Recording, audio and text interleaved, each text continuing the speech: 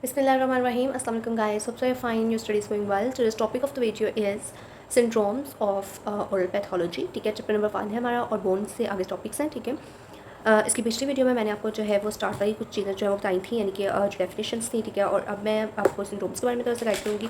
ठीक है, उसके बाद फिर जो बाकी बच जाएगा वो हम लोग नेक्स्ट वीडियो में जो है वो देखेंगे. ठीक है, तो आज की जो वीडियो है इसमें इंपॉर्टेंट सिंड्रोम्स का बारे में मैं आपको बताती हूँ. इसमें पहले हमारे पास जो आ जाता है क्लाइडोक्रेनियल डिस्प्लेसिया. ठीक है, जो हमारे पास क्लाइडोक्रेनियल डिस्प्लेसिया सिंड्रोम आ जाता है. ठीक है, इसमें क्या होता है कि एबनॉर्मल ग्रोथ होती है of the bone of the face skull.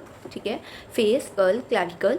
ठीक है, तो ये चीज़ जो है आपने जो मैंने चीज़ें अंडरलाइन की हुई हैं यही आपने अंडरलाइन करनी है, इनको अच्छे तरीके से आपने याद करना है. बाकी जो चीज़ें उनको आप एक दफ़ा सिर्फ गो थ्रू कर सकते हैं. ठीक है, तो हमारे पास जो सिंड्रोम होता है hereditary with autosomal dominant pattern वगैरह आ जाता है. ठीक है, सारा इतना डिटेल में याद करने की जरूरत नहीं है, सिर्फ आपको इस चीज़ का पता होना कि चाहिए. तो जो हमारे पास क्लाइडोक्रेनियल डिस्प्लेसिया होता है, ठीक है, इसमें हमारे पास एबनॉर्मल ग्रोथ होती है बोन्स ऑफ द स्कल की, फेस की, क्लैविकल्स की. ठीक है, and failure of the tooth eruption. ठीक है, उसके बाद हमारे पास इसमें आ जाता है क्लिनिकल फीचर्स. ठीक है, जो क्लिनिकल फीचर्स हैं जो आपके डायग्राम के नीचे लिखे होते हैं. ठीक है, आप उनको भी याद कर सकते हैं और इनको भी याद कर सकते हैं. ठीक है, इसमें जैसा कि मेनली हमारे पास जिसके फीचर्स आ जाते हैं. ठीक है, उसमें वही आ जाता है हमारे पास क्लिनिकल फीचर्स ही ऑलमोस्ट आ जाते हैं कि स्कल वगैरह क्लैविकल वगैरह की जो है हमारे पास नॉर्मल ग्रोथ होती है. ठीक है, उसके बाद क्या चीज़ आ जाती है कि इसमें मेन ये होता है कि shoulders near the mid line of the chest होते हैं. Frontal and occipital skull palates जो हैं प्लेट्स जो हैं वो इनलार्ज होती हैं. ठीक है, उसके बाद हमारे पास इनलार्जमेंट और एबनॉर्मली शेप्ड हेड होती है. ठीक है, जैसे मैंने आपको इसमें दिखाती हूँ पिक्चर में.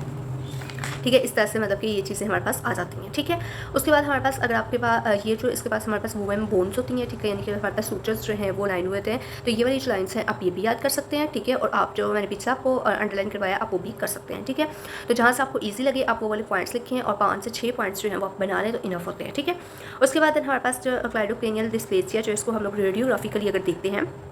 ठीक है, तो इसमें क्या होता है हमारे पास परमानेंट डेंटिशन जो है वो आ जाती है. ठीक है, उसके बाद हमारे पास इसमें क्या होता है कि सुपरन्यूमरी टीथ होते हैं. ठीक है, और उसके बाद जैसे कि हम लोग कह सकते हैं कि इसमें नेजल बोन जो है वो सही से नहीं बनी होती. वुमेन बोन्स होती हैं, वुमेन बोन्स होती हैं. ठीक है, और हाइपोप्लेसिया होता है आपका क्लैविकल बोन्स. ठीक है, तो हमारे पास तकरीबन 7 से 8 पॉइंट्स जो हैं वो बन जाते हैं. ठीक है, 3-4 ये हो गए और 3-4 जो मैंने आपको पीछे यहाँ पे अंडरलाइन करवा दी. तो ये हमारे पास क्लिनिकल फीचर्स आ जाते हैं. तो रेडियोग्राफिकली भी हमारे पास हम वही चीज़ें लिख सकते हैं कि वर्मियन बोन्स होती हैं, सुपरन्यूमरी टीथ होते हैं. ठीक है, ये जो सारा लिखा हुआ है इस सारा आपको याद करने की जरूरत नहीं. आपको जो मैंने वो बताया है डायग्राम के नीचे.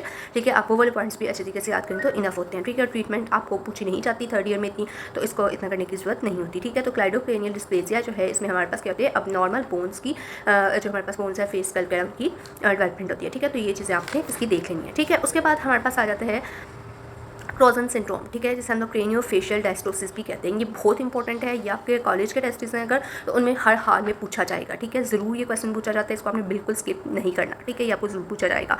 ठीक है, इसे हम लोग क्रेनियोफेशियल डायस्टोसिस जो है वो भी कहते हैं. इसमें हमारे पास ऑटोसोमल डोमिनेंट है.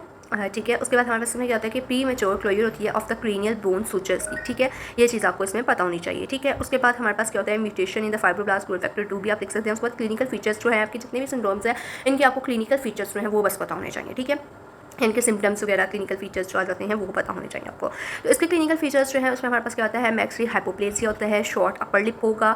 ठीक है, वाइडली स्पेस आइज होंगी और उसके बाद शैलो ऑर्बिट्स होंगे, प्रोट्रूडिंग आईबॉल्स होंगी. ठीक है, शॉर्ट हेड होगा, कैल्सिफाइड स्पाइरोहाइड लिगामेंट्स होंगे. ठीक है, उसके बाद आप देख सकते हैं क्रोडिंग ऑफ द मैक्सिलरी टीथ होती है. ठीक है, रेडियोग्राफिकली अगर देखें तो हमारे पास जो स्कल के देखें तो एक्सहिबिट इंक्रीज्ड डिजिटल मार्किंग्स होती हैं. ठीक है, उसके बाद हमारे पास क्या आता है patient with poor vision, hearing defects हो सकते हैं. ठीक है, तो ये चीज़ आप इसमें याद रखेंगे. ठीक है, जैसा कि ये आपके पास डायग्राम आ जाती है और डायग्राम के नीचे जो 3-4 पॉइंट्स लिखे हुए हैं आप ये भी पॉइंट्स सिर्फ याद कर लेते हैं. ठीक है, आपको वो पीछे से अगर नहीं याद करना सही लग रहा.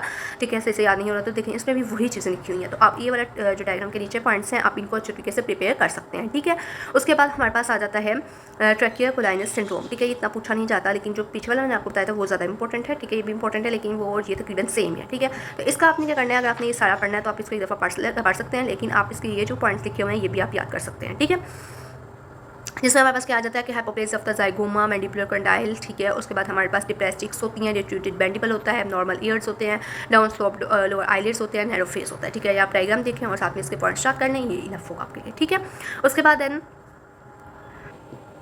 ठीक है, उसके बाद हमारे पास आ जाता है down syndrome. Down syndrome trisomy 21 भी इसे कहते हैं. ठीक है, ये इंपॉर्टेंट भी है. ठीक है, इसको भी आपने स्किप नहीं करना है. इसके क्लिनिकल फीचर्स जो हैं वो ज़्यादा इंपॉर्टेंट हैं जिसमें मैंने आपको पहले भी बताया है. सो इसमें जो एक चीज़ आपने याद रखनी है जो आपको MCQ में पूछी जा सकती है वो हमारे पास आ जाती है ये वाली 3 जेनेटिक टाइप्स. ठीक है, जिसमें हमारे पास 95% केसेस देखे जाएँ तो हमारे पास नॉन डिस्ट्रक्शन टाइप्स आ जाती हैं, ठीक है। 5% केसेस में हमारे पास ट्रांसलोकेशन आ जाती है अब तक क्रोमोसोमल मटेरियल्स की, ठीक है। और नंबर ऑफ केसेस कुछ हमारे पास मेसोसियम होते हैं, ठीक है। तो ये चीज़ आपने 3 पॉइंट्स जो हैं एक दफ़ा पढ़ लेने हैं फॉर MCQ, ठीक है। उसके बाद हमारे पास जो हमारे पास आ जाता है कॉमन क्लिनिकल फीचर्स, ठीक है। जहाँ पे हमारे पास लिखे हुए हैं उन्होंने कहा है कि टेबल में लिखे हैं, आप वहाँ पे देखें, ठीक है। तो हम लोग टेबल में देखते हैं ये वाले जो क्लिनिकल फीचर्स हैं ये आपने यहाँ से अच्छे तरीके से प्रिपेयर कर लेने हैं, या आपने अच्छे तरीके से याद करने हैं, ठीक है। और कुछ एक्स्ट्रा क्लिनिकल फीचर्स जो हैं वो हमारे लिए यहाँ पे लिखे हैं, ठीक है। जैसे कि जो हमारे पास ओरल फाइंडिंग्स इंक्लूड, ठीक है, यानी कि कॉमन ओरल फाइंडिंग्स पे हमारे पास जो इसके क्लिनिकल फीचर्स आ जाते हैं डाउन सिंड्रोम की देखे जाएँ तो हमारे क्या होता है, ब्रॉड लिप्स होती हैं, ठीक है, और प्रोट्रूडेड टंग होती है, ठीक है, मैक्रोग्लोसिया, ठीक है, fissured tongue, fissured lips, narrow palate, dental malignant and malocclusion होती है, ठीक है। तो ये सारे आपने पॉइंट्स जो है इसके वो याद कर लेने हैं, ठीक है।